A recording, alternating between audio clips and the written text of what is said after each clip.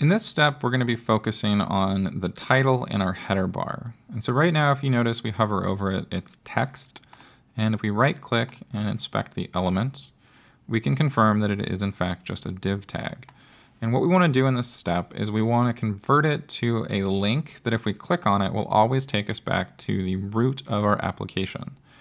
And the reason that we want to do this is because applications often have lots of nested routes. And sometimes the user just needs a way to sort of hit the escape hatch and get back to the home page. And you can see examples of this in the wild. So Heroku is one of my favorite services.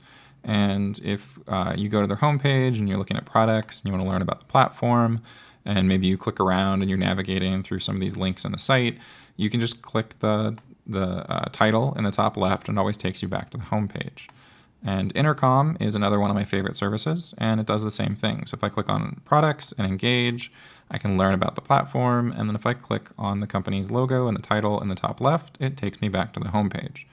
And those are examples of marketing sites, but the same is also true for single page applications. So Google Plus is an example of a pretty complex single page application.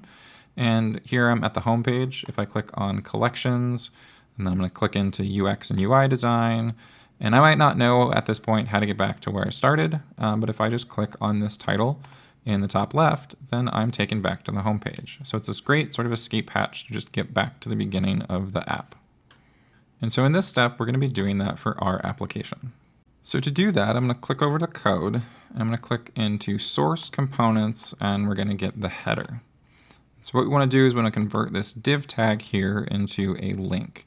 And this is something that we can do easily with React Router. So I'm actually going to say var router. I'm going to say equals require, and I'm going to pull in React Router. And then once I do that, I'm going to replace the div tag, and I'm going to say router.link. And after the class name, I'm just going to say to /. And so I want to create a link to the home page. And if I save that and I refresh the application, we can see that the cursor has now changed to the pointer. And if I right click and inspect, I can see that this div tag is now in fact an A tag with the href of the root of the application. So that's what we wanted to accomplish.